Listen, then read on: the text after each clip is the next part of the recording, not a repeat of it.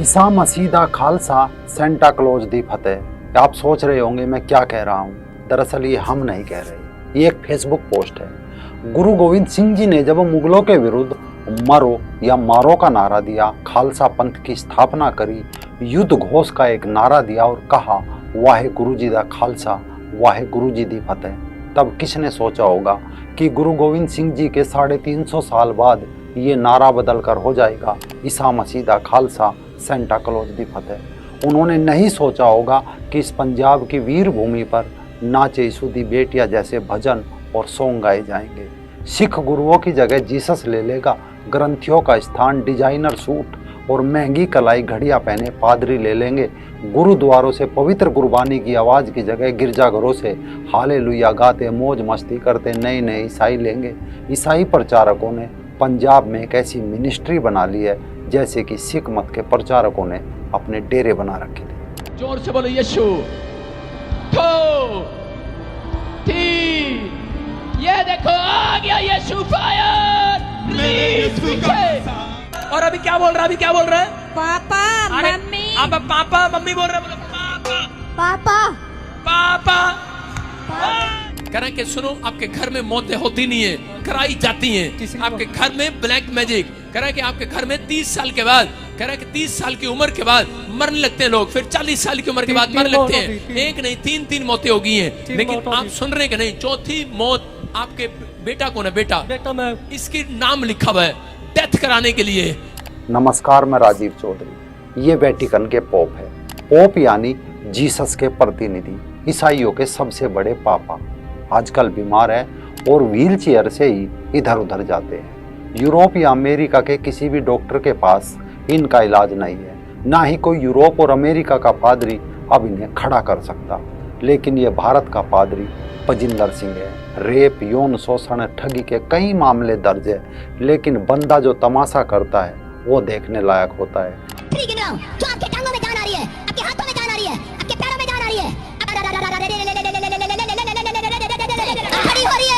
मेरे हाथ की तरफ देख, मेरे हाथ की तरफ देख, मेरे हाथ की तरफ देख। चलो उठो उठो, कोई मदद नहीं करेगा, यहोवा मदद करेगा। उठो, हटा के हटा पैर टच के, चलो। यहाँ व्हील चेयर पर बैठी एक महिला अपना सिर इधर उधर हिलाती है और पैर पटकने लगती है।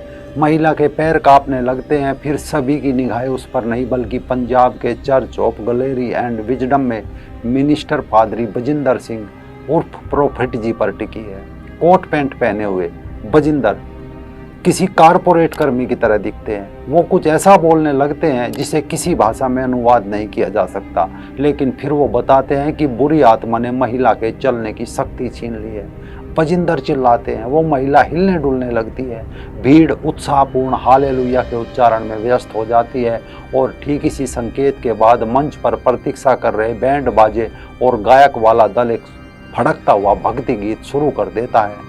इस आकर्षक लय ताल के साथ खुद पर काबू पाना किसी के लिए बहुत मुश्किल है। इस सब से तथाकथित उपचार इतना प्रभावी हो जाता है कि रोगी भी थिरकने लगता है। संगीत के बीच में पादरी के साथ साथ भांगड़ा शैली के नृत्य में शामिल हो जाता है। अब थोड़ा पीछे चलिए, यानी महिला व्हील चेयर पर इस कारण थी क्योंकि उसे दुष्ट आत्मा ने जकड़ा हुआ था। बजिंदर सिंह ने दुष्ट आत्मा को मंत्र मारकर भगा दिया, महिला चंगी हो गई। अगर ऐसा है तो फिर पोप को भी किसी दुष्ट आत्मा ने सालों से जकड़ रखा होगा। बजिंदर सिंह उसे मुक्त क्यों नहीं कराते? या बजिंदर सिंह के पास पंजाब के गरीबों और दलितों का ही ठेका है, जीसस के प्रतिनिधि पोप का नहीं?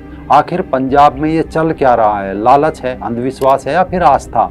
लोगों के मन में कई सवाल है कि क्या सिख ईसाई धर्म अपना रहे हैं? पंजाब में आप जाएंगे तो गली मोहल्लों में दीवारों पर ईसाई डेरों के पोस्टर आपको खूब नजर आएंगे। आपको नजर आएंगे टीबी, कैंसर, अल्सर जैसी बीमारी भगाने वाले पादरियों के पोस्टर। ये सब अब पंजाब में आम हो चुका है। ये पादरी लगभग सभी चमत्कारिक इलाज का दावा करते हैं।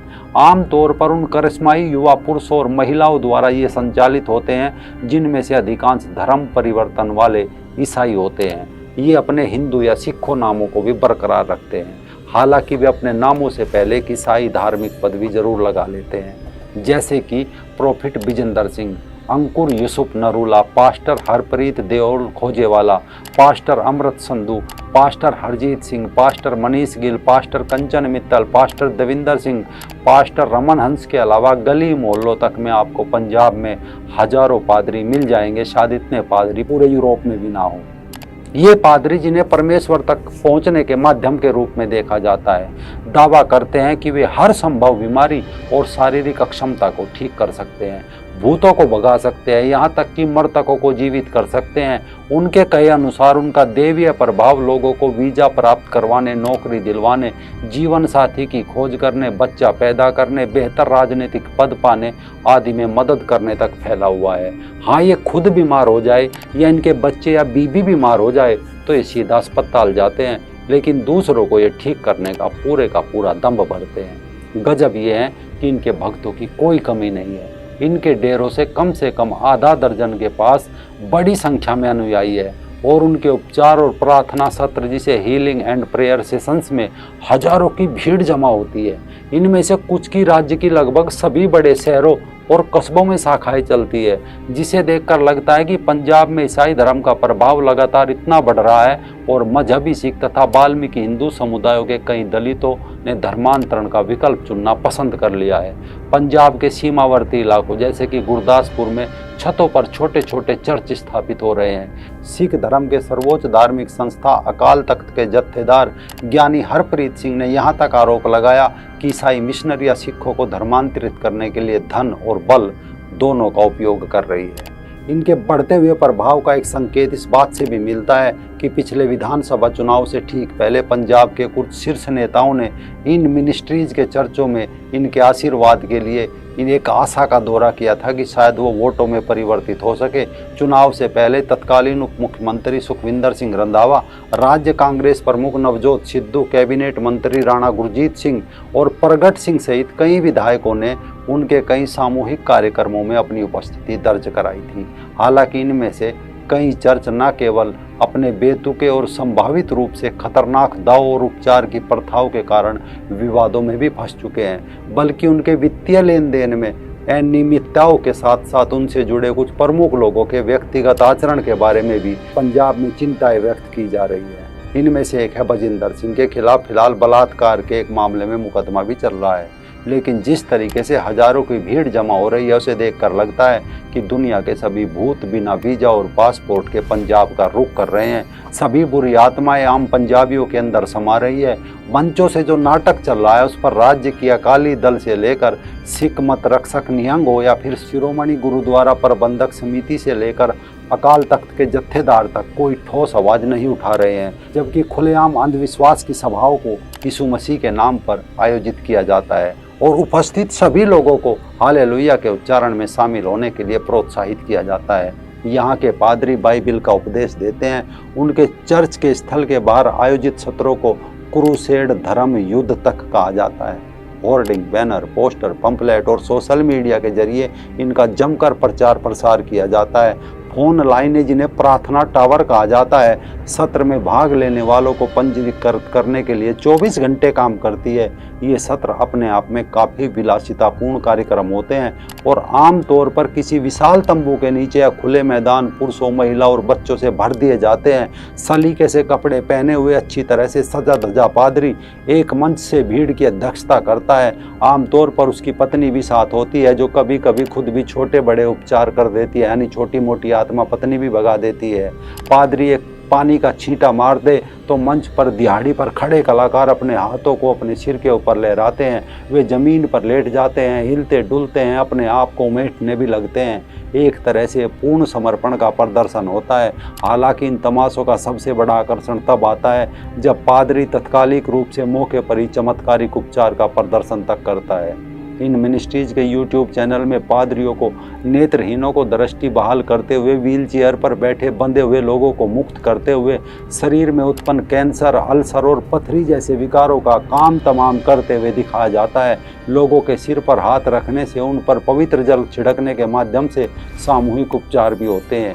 यही नहीं, मृतकों को पुनर्जीवित तक करने का नाटक किया जा रहा है। एक वीडियो क्लिप में प्रोफेट विजेंदर सिंह ने एक 3 साल के बच्चे को मौत के मुंह से वापस लाने का दावा किया। जैसे ही गायकों ने यहोवा यहोवा यहोवा का नारा बुलंद किया, विजेंदर ने एक निष्क्रिय पड़ी बच्ची को उठाया और एक प्लास्टिक की बोतल से उसके मुंह पर पानी के कुछ छींटे मारे और उसे पुनर्जीवित कर दिया। इसके अलावा विजेंदर ही नहीं, एक दूसरे पादरी अंकुर नरूला ने तो इससे आगे निकल गए। उन्होंने दावा किया कि उन्होंने गर्भपात को ही पलट दिया, एक महिला के गर्भ में मृत बच्चे को फिर से जीवित कर दिया। हालांकि अप्रैल 2021 में मुंबई के एक परिवार ने पंजाब पुलिस से शिकायत की थी कि प्रोफेट विजेंदर ने कैंसर से पीड़ित एक 17 वर्षीय लड़की के इलाज के लिए उनसे 80,000 रुपये का शुल्क ले लिया था। शिकायत में ये भी आरोप लगाया कि जब उसकी मृत्यु हो गई तो उसे जिंदा करने के लिए और लड़की को वापस लाने के लिए पेशकश करते अधिक पैसे की मांग की थी। कुछ मिनिस्ट्रीज का दावा है कि प्रार्थना सभाओं में की जाती है, लेकिन सभाओं के दौरान अनुयायियों को चर्च में बीज बोने, जिसका अर्थ है दान करने के लिए प्रोत्साहित किया जाता है। इन मिनिस्ट्रीज के सोशल मीडिया अकाउंट के जरिए खुलेआम चंदा मांगा जाता है। ऐसे संकेत भी है कि कम से कम कुछ मिनिस्ट्रीज नकदी में पैसे उगा रहे हैं। एक रिपोर्ट के अनुसार 2 शीर्ष मिनिस्ट्रीज जालंधर स्थित प्रोफेट विजेंदर सिंह और अंकुर यूसुफ नरूला ने सामूहिक रूप से पिछले 5 वर्षों में अपने बैंक खातों में 60 करोड़ रुपए से अधिक की राशि प्राप्त की है। अंकुर नरूला को 36 करोड़, विजेंदर सिंह को 24 करोड़ और मिली इस रिपोर्ट में कहा गया कि हरप्रीत खोजेवाला को करीब 6 करोड़ रुपए मिले। ऐसे सभी प्रमुख पादरी फैंसी कपड़ों, बड़ी कारों, लंबी चौड़ी निजी सुरक्षा के साथ एक शानदार जीवन शैली जी रहे हैं। राज्य भर में संपत्तियां भी खरीद रहे हैं। पिछले वर्ष अकेले नवंबर और दिसंबर के महीने में जालंधर, पटियाला, पठानकोट, मोहाली, जीरकपुर, नवाशहर, नकोदर, राजपुरा, लुधियाना की प्रमुख मिनिस्ट्रीज की कई नई शाखाएं इनमें खोली गई है। यानी ये सब धंधा इतने बड़े स्तर पर चल रहा है कि राज्य से लेकर केंद्र सरकारें तक मौन है। बड़े स्तर पर दुष्ट आत्माओं के नाम पर बीमारी भगाने का ढोंग किया जा रहा है। अपने लोगों को भीड़ में खड़ा किया जा रहा है। उन्हीं लोगों को फिर से तमाशा कराया जा रहा है। आम गरीब को आस्था और जीसस के विश्वास के नाम पर एक काढ़ा पिलाया जा रहा है। अलग खालिस्तान की मांग करने वाले अब मौन है, या कहो कि वो भी एक किस्म से इसमें शामिल है। इस कारण ईसाई मिशनरीज खुलकर पंजाब में खेल रही है और वाहे गुरु जी दा खालसा, वाहे गुरु जी दी की फतेह की जगह वहाँ ईसा मसीह दा खालसा, सेंटा क्लॉज दी फतेह जैसी चीज़ें सुनने को मिल रही।